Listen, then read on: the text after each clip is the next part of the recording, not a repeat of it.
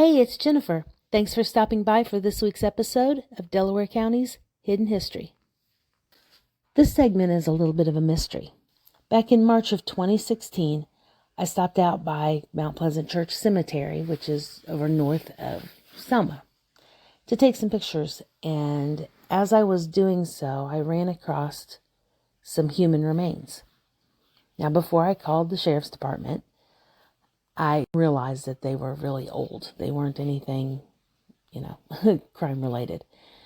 There were several items scattered around, and nearby was a groundhog hole. So it didn't take a lot of logic to figure out what had happened. Somebody's grave had been burgled by a four-legged creature. Anyway, I picked up my phone and I called Jeannie Regan-Denius, who at the time was working for the state. So I got a hold of Jeannie, and she transferred me over to their archaeological folks.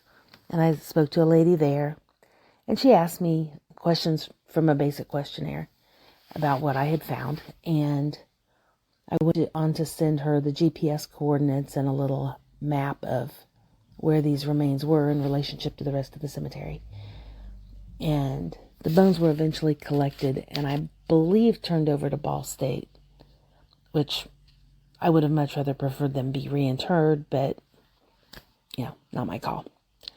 Anyway, the grave was that of David Cossatt. Last name is spelled Cossatt. Now, he was a bit of a mystery. That's not a name that's familiar around here. So I did some poking around. And it turned out that I had found a death certificate for David, who passed away in Woburn, Bond County, Illinois, on November 15th, 1895. I had no indication from the tombstone that this was our guy, but the dates matched. So I have little doubt that this was him. So the question was, how did David come to be buried in this cemetery? So to try to unravel some of the mystery behind David, I did some background research, and I found him listed in the 1860 Bond County, Illinois census. He was 23 and living in the home of Paulina Freeman. He's shown as having $1,400 in real estate and $200 in personal property, yet she's listed as the head of household. So I have to wonder if this property wasn't just farmland. He was listed as a farmer.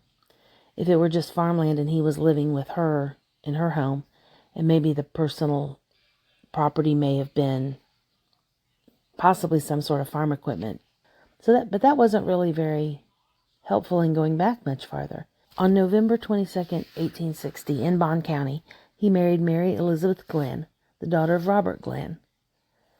And they're found on the 1865 census with a little boy under 10.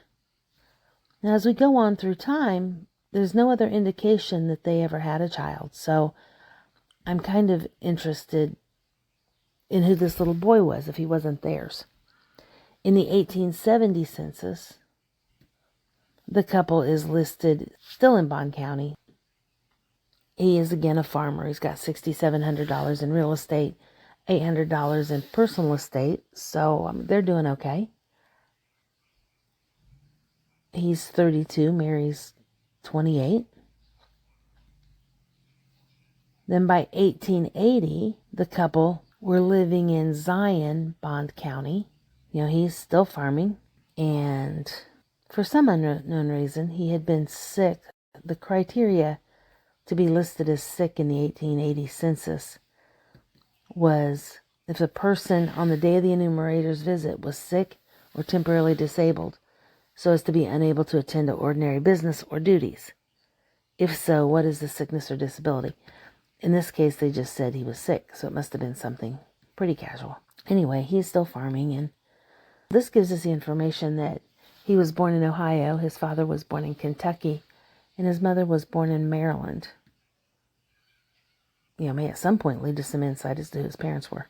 Apparently they were, I won't say well off, but were okay off. They bought and sold several pieces of property over the years, maybe half a dozen in Bond County. And possibly moved a couple of times, since the one time they were listed in Zion, and the others they were just listed kind of out in the county. Anyway, on October 12th, 1895, as I mentioned earlier, David passed away in Bond County due to typhoid fever. Now, what's interesting here is that his death record says he was born in Indiana, while everything else has always said he was born in Ohio. So now I don't know.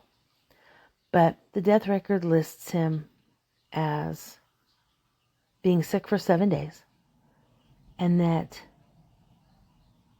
his body was sent to Indiana for burial, which apparently explains how he got to Mount Pleasant Church Cemetery.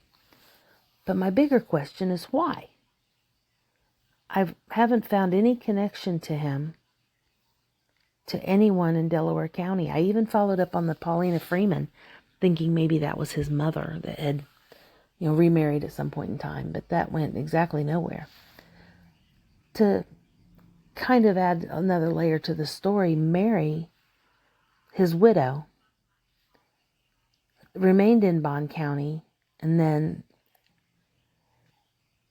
in 1900, Mary went to Idaho to visit her brother and passed away out there. So there's literally no footprint left for this couple in Bond County. They had no children. He died there but was buried elsewhere. She died while traveling, and so there's no continuation of that part of the story. But what has left me scratching my head is how he came to be buried in Mount Pleasant Church Cemetery, and that, my friends, remains a mystery.